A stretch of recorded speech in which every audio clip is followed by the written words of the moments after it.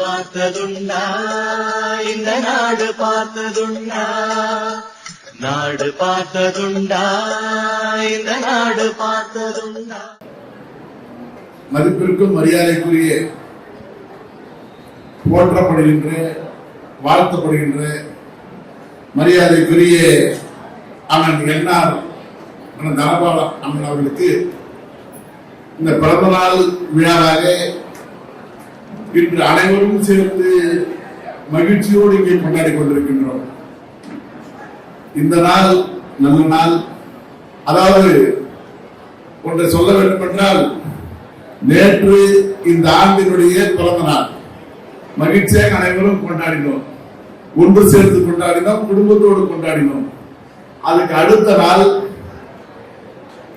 மக்களோடு மக்களாக மக்களை நேசிக்கின்ற பண்பாளராக மற்றவர்களால் வாழ்த்தப்படுகின்ற, போற்றப்படுகின்ற, மதிக்கப்படுகின்ற மாண்புமிகு அண்ணன் என்ஆர்ஜி அவர்களுக்கு இன்று பிறந்த நாள். இந்த நாளில் நாம் அனைவரும் ஒன்று சேர்ந்து நம்முடைய விழாவாக, பிறந்தநாள் என்றால் அண்ணன் அவர்களுக்கு மட்டும்தான் என்பது இல்லை, இன்று நம்முடைய குடும்பத்துடைய பிறந்த நாளாக, நம் குடும்பத்திலே மதிக்கக்கூடிய ஒருவருக்கு பெரியவருக்கு பிறந்த நாளாக நாம் இந்த அரங்கிலே கூடி மகிழ்ச்சியோடு, அந்த மகிழ்ச்சியான முகத்தோடு, புன்முறுவலோடு இன்று இந்த விழாவை நாம் கொண்டாடி கொண்டிருக்கின்றோம். இந்த விழாவிலே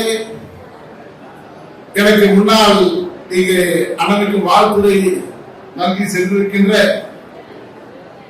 மரியாதைக்குரிய முன்னாள் தெலுங்கானா ஆளுநர், முன்னாள் புதுச்சேரி துணை ஆளுநர் மரியாதைக்குரிய திருமதி தமிழிசை சவுந்தரராஜன் அவர்களுக்கும், அதே போன்று எனக்கு முன்னால் இங்கே அருமையான கருத்தை நல்கி அண்ணன் அவர்களுக்கு வாழ்த்துறையும் கூறி நல்ல பெயரோடு நீதி அரசர் என்ற அந்த பெருமிதத்தோடு நீங்க வாழ்த்துறை வழங்கி சென்றிருக்கக்கூடிய மரியாதைக்குரிய நீதி அரசர் பசுமை தீர்ப்பானுடைய தலைவர் ஜோதிமணி அவர்களுக்கும், மற்றும் எனக்கு முன்னால் இங்கே வாழ்த்துறை நல்கி சென்றிருக்கக்கூடிய பிஜேபி உலக தமிழ் சங்கத்தினுடைய தலைவர் அண்ணன் கலை மாமணி விஜி சந்தோஷ் அவர்களுக்கும், மற்றும் இங்கே வருகை தந்திருக்கின்ற அத்தனை பேருக்கும்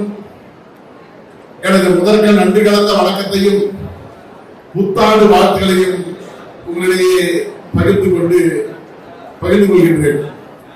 இந்த விழாவிலே என்னை அழைத்ததற்கும் நான் மகிழ்ச்சி அடைகின்றேன். ஏனென்றால் இங்கு வந்த பிறகுதான் தெரியும் அண்ணன் அவர்களுக்கு 74 வயது என்று. அங்கே எனக்கு முன்னால் அண்ணன் சந்தோஷ் அண்ணன் அவர்கள் பேசுகின்ற 72 வயது என்று சொல்லிவிட்டார்கள். உடனே அண்ணன் அதை மறைக்காமல், அண்ணன் எனக்கு 74 வயசு என்றார். ஆனா பார்த்தா அப்படி தெரியுதா? நான் கேட்டேன் பக்கத்துல இருக்காங்க, ஆனா உங்களை பார்த்தா 74 வயசு மாதிரி தெரியல, 50-55 வயசு மாதிரி தான் தெரியுது.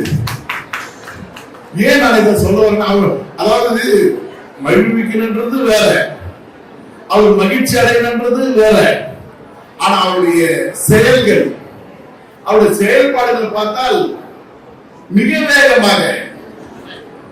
வேகமாக அந்த செயல்திறன் கொண்ட ஒரு உழைப்பாளியாக, மக்களால் வாழ்த்தப்படுகின்ற, போற்றப்படுகின்ற ஒரு தலைவராக இன்று அவர் கருதப்படுகிறார் என்றால் அதற்கு வயது மதிப்பீடு இல்லை, அவருடைய உழைப்பு தான் மதிப்பீடு.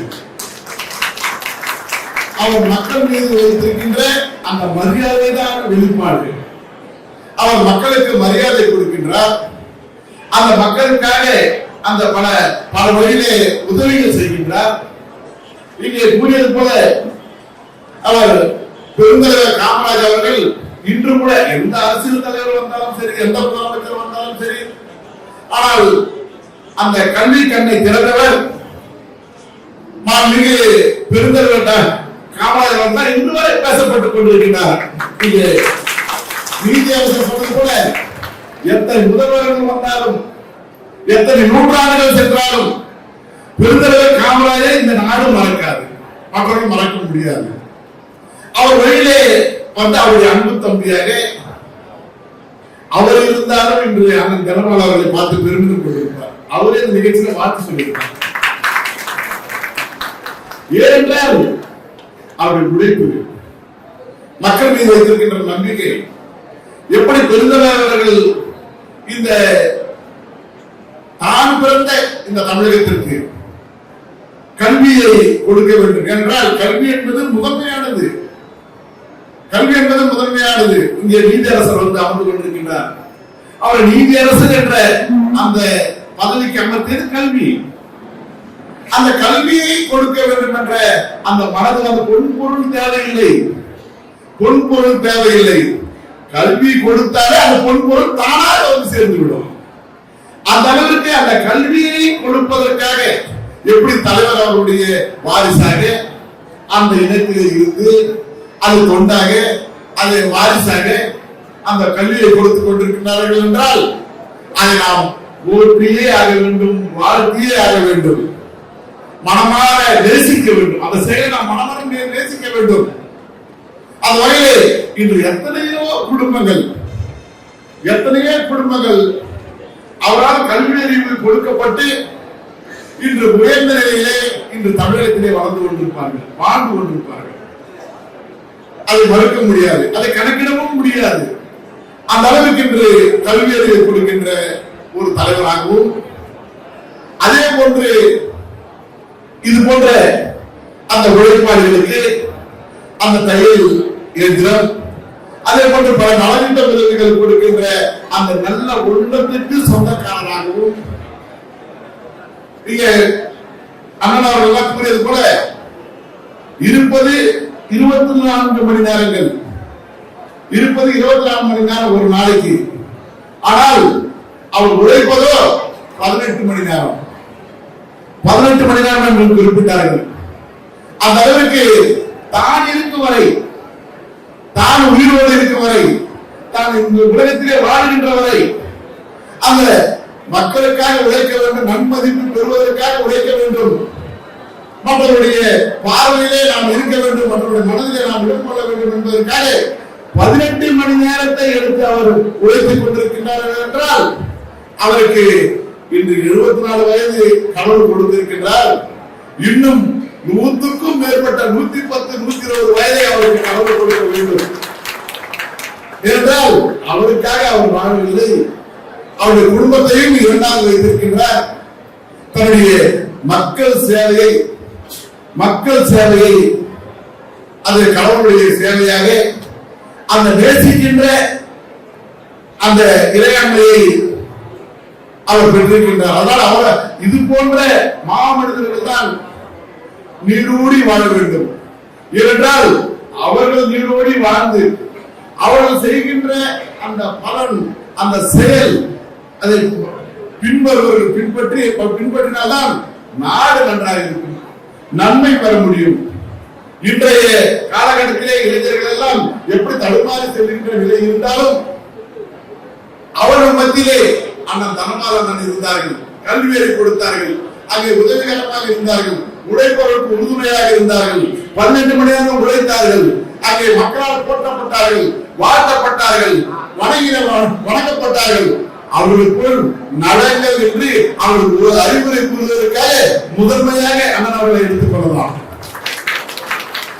அந்த வகையிலே அண்ணனை விட எனக்கு எல்லாம் சிறிய வயசு இருந்தாலும் வாழ்த்த வாயில்லை, அண்ணனை வணங்குகின்றோம் என்று கூறி இங்கே வருகை தந்த, அதாவது அவருடைய பிறந்தநாள் விழாவிலே வாழ்த்துறை சொல்வதற்காக எங்களுக்கு பேசுவதற்கு வாய்ப்பு கொடுத்தார் அண்ணன்.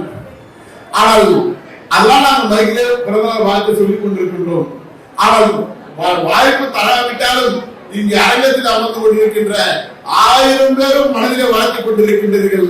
அத்தனை பேருக்கு நன்றி நன்றி நன்றி என்று கூறி அண்ணனுக்கு நன்றி. நன்றி திருவாளர் மாதவரம் மூர்த்தி அவர்களே.